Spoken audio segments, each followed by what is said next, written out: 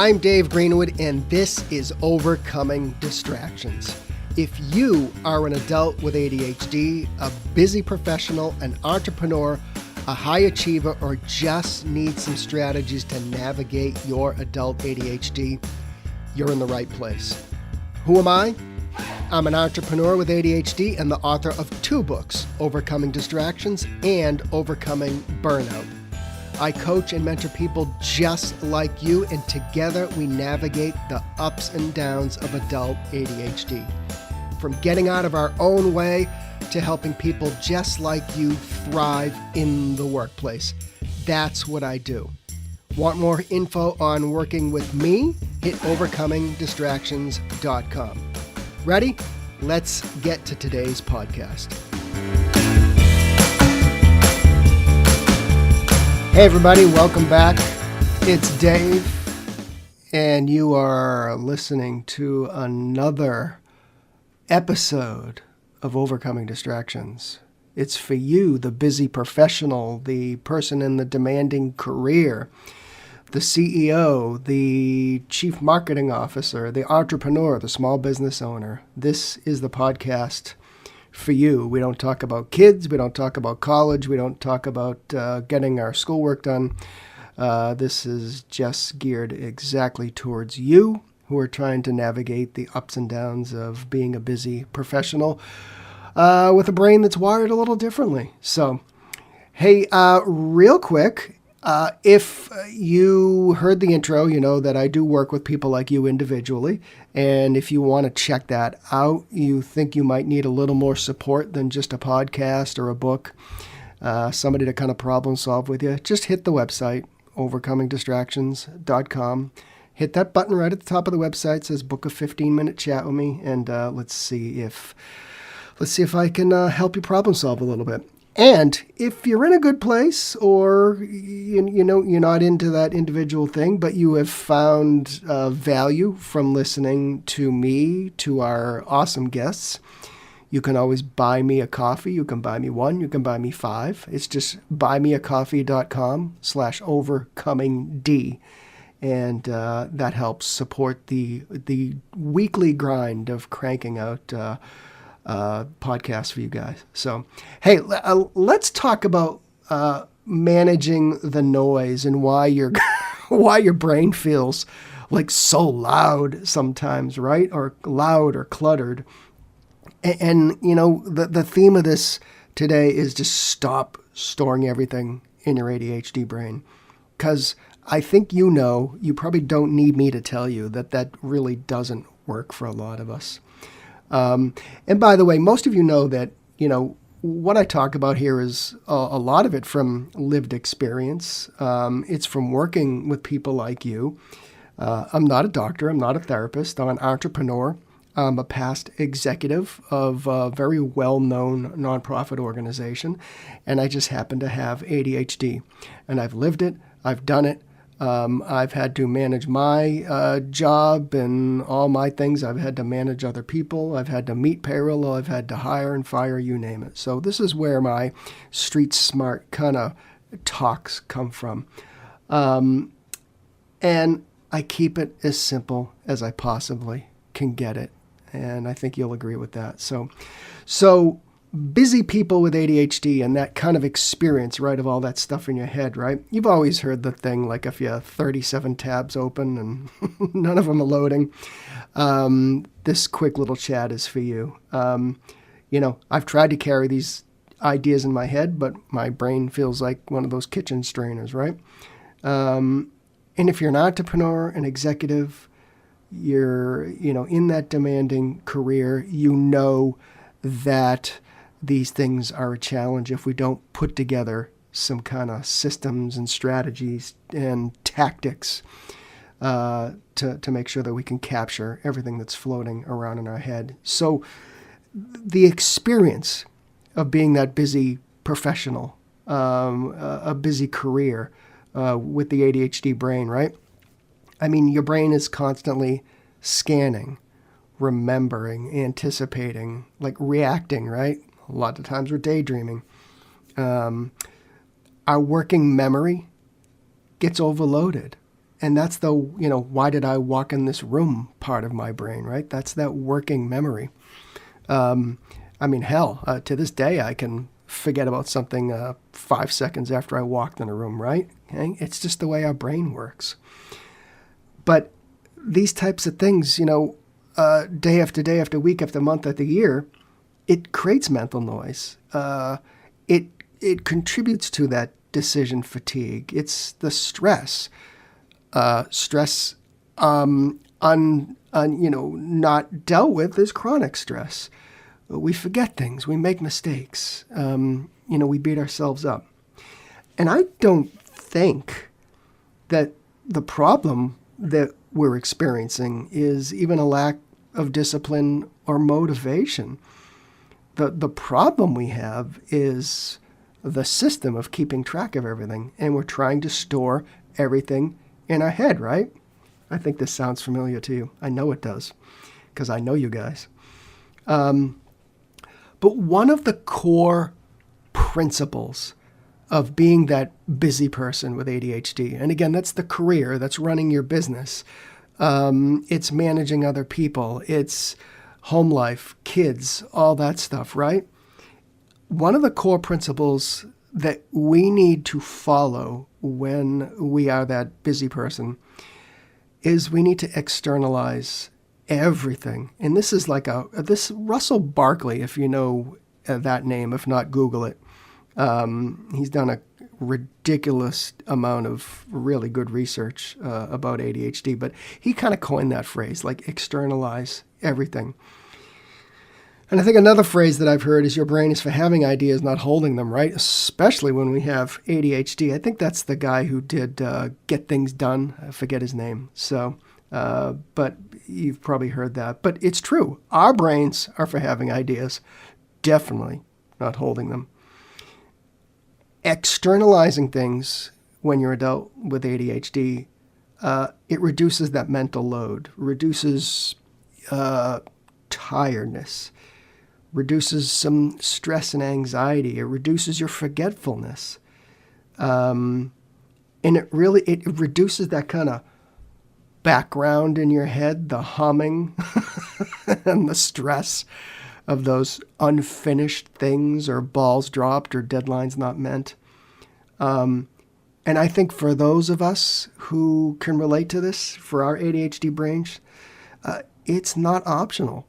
It comes down to like a regulation strategy, right? I mean, it's tactical, right? We got to remember to, do certain things in our job and for our clients, et cetera, et cetera. But it does come down to a regulation strategy, because the more we keep in our head, I think the less regulated we're going to be. So this is why I am a big fan of the brain dump. I know you've heard about it. Maybe you tried it. Maybe you read a book on it. I'm sure we've discussed it before, right? But I think this is the process of just getting everything out of your head. Now, forgive me, but it does continue to amaze me how many people I have talked to over the years who just don't pump the brakes, don't hit the pause button, and try to just make a list and get everything out of their head. It's actually kind of mind-boggling how many people I've chatted with over the years who maybe they tried it, but they're not currently practicing it. So I know we have a difficult time slowing down and pausing, but when you get used to doing that brain dump, I think you'll wonder why you haven't done them before, or why you haven't kind of tried to stick with it. And for me, it could be something as simple as just cleaning up my paper to-do list on a legal-size pad. Because think about it. You check things off. That's cool, feels great. You got things done, but it does become like a bit of a mess, right? So it's refreshing to me, and it lowers my stress. So let's break down the brain dump as simple as we can, right? What is it?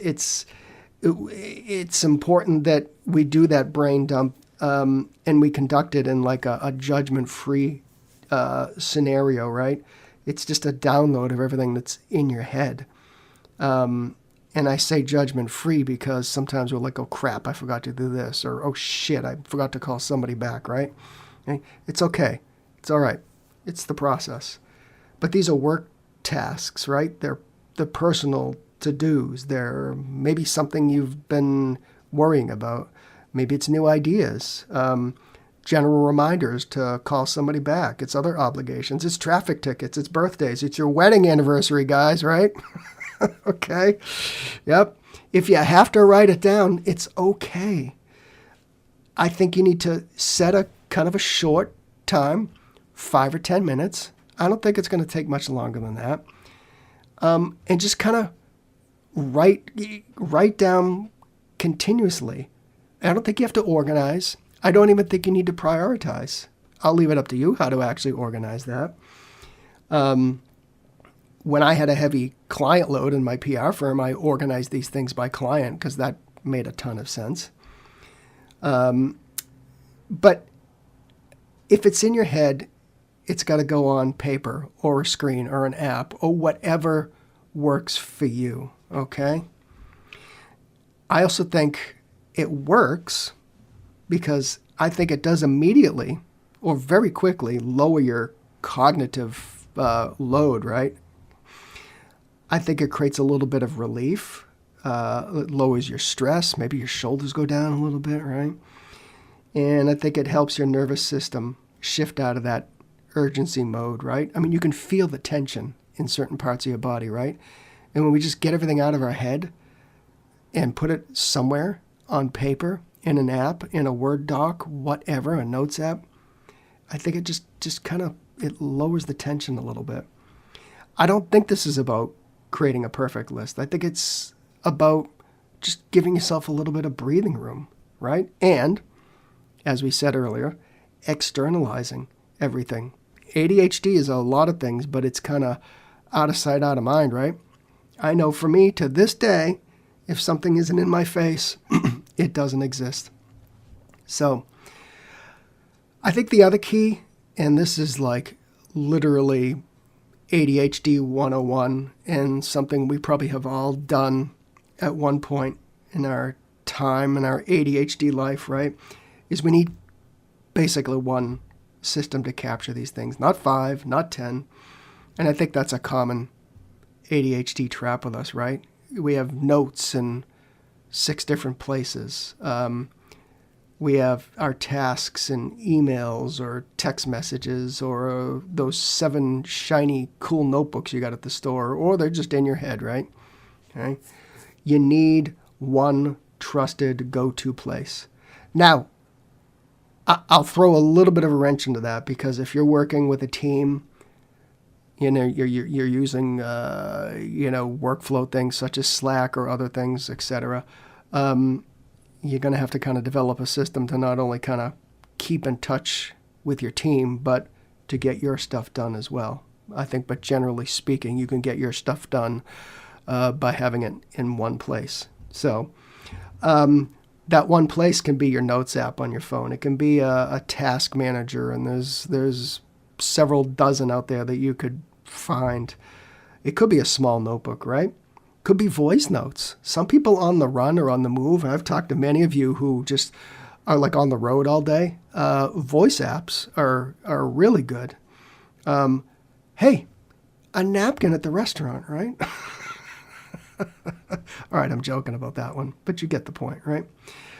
I think a rule of thumb here is that if something pops up, it kind of immediately needs to go in that capture system because it could be gone in 10 seconds. There can be no friction between what you need to write down and the actual act of writing down.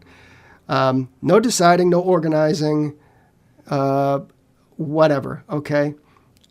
I used to actually, when I used to capture things, I would actually keep one of those small little notebooks they have at the grocery store in my back pocket and a pen. This was before, technology and mobile phones and everything.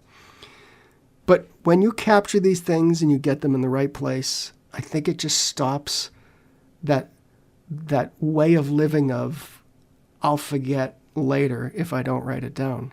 Now we know that that's the case, right? So having that system that's going to work for you is going to minimize that. So the weekly review, I think this is super important. I mean, I get it. Some of you are in running businesses. Maybe sometimes it's just not as simple as it sounds to actually do that daily type of thing. But you got to at least kind of clean things up, at least on a weekly interval. I think that's the bare minimum. And I think that's where you start, you regain your clarity, right? It's that chance to clean things up. It's a short, consistent, weekly kind of check-in with yourself. It's not a productivity overhaul or redo. It's just kind of maintenance, right? Clean up your list. Decide what needs action, what can wait, what can be deleted or delegated, what can be strategically delayed. Okay? Something that's due in 3 weeks and you're sitting there at your desk having a little bit of decision fatigue when it actually doesn't need to be done right this minute, I think is hopefully a decision that becomes easier for you. I mean, what are you looking ahead at? You're looking at upcoming meetings and commitments, personal, professional commitments, energy-heavy weeks. You know, maybe there's a lot of meetings. Maybe there's a presentation. Maybe there's a company meeting, right? Crazy weeks that I think I know throw me off, such as like doctor's appointments or other commitments, so to speak, caregiving, those types of things. And I think this is powerful for those of us who fall into that category of somebody with a leadership role with ADHD or demanding career, etc., entrepreneurs. It does minimize that overwhelm from building to a boiling point. It reduces that last minute scrambling, I believe, if we just continually check in with ourselves. Let's just say it kind of creates a sense of control and agency over your week, a little, more intention, less reaction.